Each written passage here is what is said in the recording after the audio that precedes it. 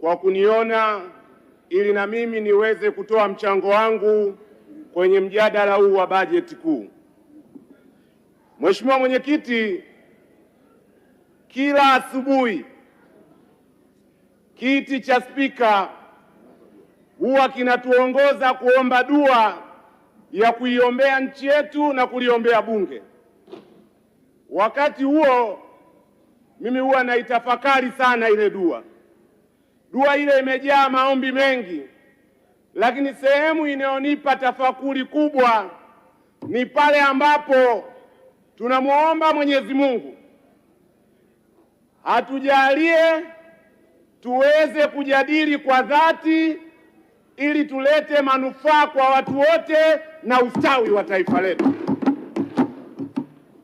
Lakini Mheshimiwa Mwenyekiti, kwenye baadhi ya mijadala mimi huwa napata wasiwasi. Tunaelewa uzito wa dua hiyo? Kujaliwa kujadili kwa dhati sio jambo jepesi. Udhati unataka ukweli. Ni lazima ukweli tuuseme na tuusimamie kwa dhati. Kwa hiyo mimi leo namuomba tena jioni Mwenyezi Mungu anijalie niweze kujadili kwa dhati kwenye bajeti kuu ya serikali. Mheshimiwa Mwenyekiti, nitakuwa na mchango kwenye maeneo machache. La kwanza ambalo naona halijapata mjadala wa kutosha ni suala la kuongezeka kwa bei ya mafuta. Kwenye bajeti hii nimesoma kwenye aya ya 28 na kwa kweli nimeshangaa sana na nimepata wasiwasi. Mimi ni Tomaso, napenda kuhoji kudadisi kwamba kwa nini jambo zito hili waziri amelitaja kwa mtindo wa kupita hivi. Nikaweka maswali mengi. Serikali inasema humu kwamba kwa mwezi Mei imeweka ruzuku kwenye mafuta na inasema kwa diesel imeweka shilingi 259 na kwa mwezi Juni imeweka shilingi 535. Hili jambo ukiangalia gharama, ukiangalia ukubwa, wingi wa mafuta tunayoagiza kwa mwezi, ukazidisha kwa fedha hizi, bila shaka haya ni mabilioni ya shilingi. Lakini waziri wa fedha ameitaja kwa jumla hivi. Mimi ninapata mashaka mpaka pale nitapopata taarifa za nyongeza, mpaka nijibiwe maswali matatu. Ni fedha kiasi gani serikali imeziingiza kama ruzuku kwenye mafuta? Swali la kwanza.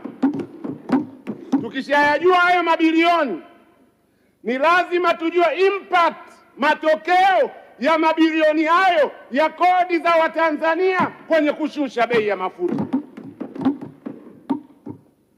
Sijawahi kuona mafuta yakishuka isipokuwa hivi karibuni kwa shilingi 20 mpaka shilingi 30 hivi. Ni lazima tujue ruzuku hii ilitolewa kwa mafuta yaliyoagizwa wakati gani, na mafuta hayo bila ruzuku yangeuzwa kiasi gani, na hiyo ruzuku imeleta impact gani.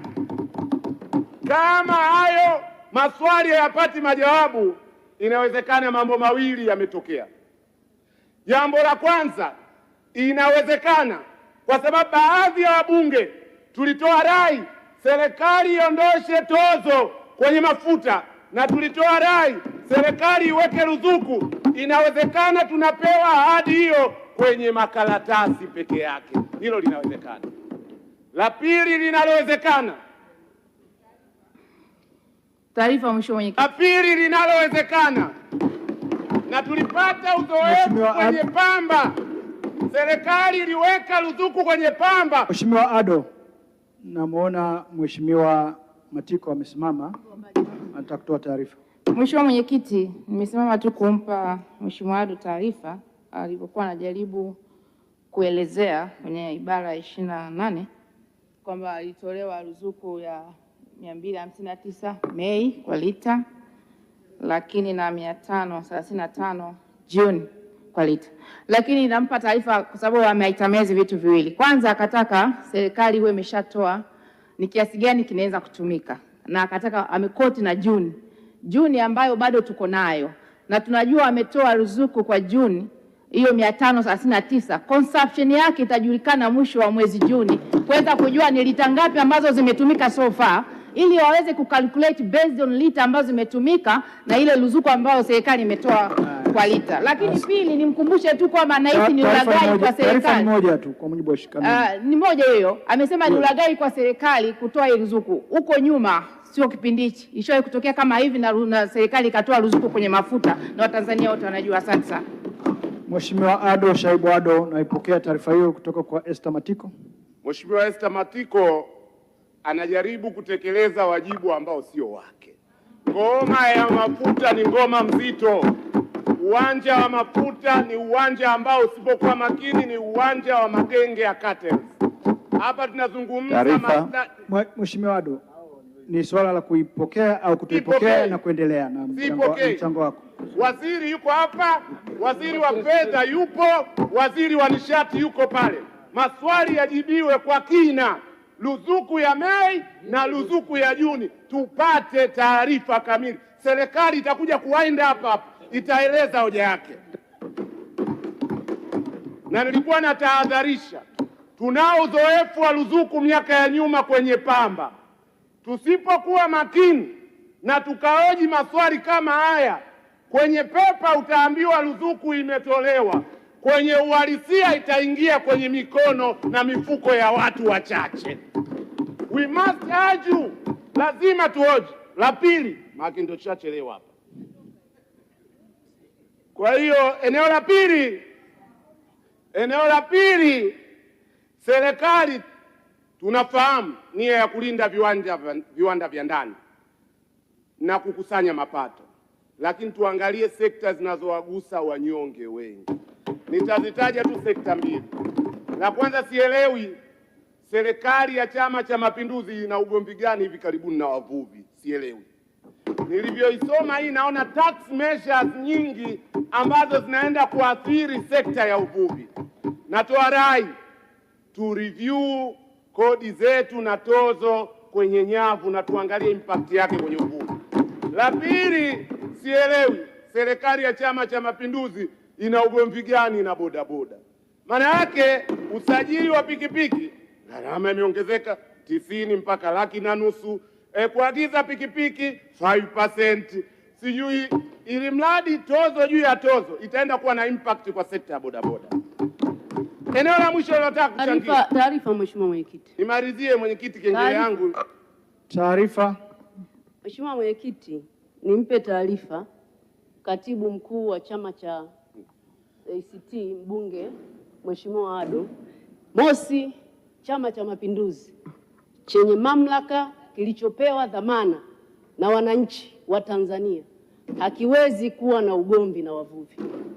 Kwa mipango thabiti ambayo waziri wa uvuvi aliitoa hapa kwenye bajeti yake, lakini kwa mipango ambayo imewekwa na waziri wa fedha, alichoshindwa kusema tozo imewekwa kwa bidhaa ambazo zinaingizwa kutoka nje. Lengo ni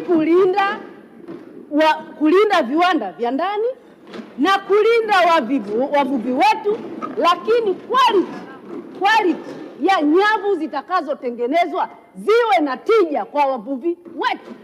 Asante. Leo nasema serikali ina ugomvi ya Chama cha Mapinduzi ina ugomvi na wavuvi, ambayo imeweka mkakati wa kuwawezesha wavuvi kuvua kwa vizimba. Asante. Mheshimiwa Ado Shaibu Ado, unapokea taarifa yake kwa sababu pole. Kuna taarifa kutoka kwa Esther Bulaya, unaipokea? Siipokei kwa sababu sijui umahiri huo wa CCM wameujua lini. Akiwa Chadema majuzi ama sasa. Ule niliyosema kujadili kwa dhati, mfano mmoja wapo ni huo hapo. Naendelea la mwisho, hoja ya mwisho. Hoja ya mwisho, hoja ya mwisho mwenyekiti. Bulaya, naomba kaa chini. Hoja ya mwisho, Naomba kaa chini. hoja ya mwisho. Mwisho tatu nao nayo. Kaa chini. Hoja ya mwisho. Kaa chini. Haujapewa ruhusa. Hoja ya mwisho. Malizia. Hoja ya mwisho. Nimesoma hotuba hii kwa kina. Amani imetajwa mara 5. Katiba haijatajwa. Ado, Mheshimiwa, taarifa. muda wako umeisha. Wind up. Malizia. One minute. Malizia. Nilikuwa nataka La nipe mwisho taarifa. ninalotaka Mimi nilikuwa kusema. katibu wa hamasa na chifu. Oda. Nimerudi nyumbani. Esther Bulaya, atutoi taarifa wakati mtu ana wind up. Malizia. Mimi na wind up. Challenge ninayotaka kuwapa ni kwamba Chama cha Mapinduzi pia kupitia hotuba hii kinaonekana misingi ya utawala bora, haki za binadamu. Ukiangalia matukio ya utekaji hivi karibuni hayajapewa umuhimu, na hatuwezi kutekeleza bila kuweka framework ya uwajibikaji. Muda wako umeisha. Naomba kaa chini. Muda wako umeisha. Nimwite sasa Daktari Damas Ndumbaro, atafuatiwa na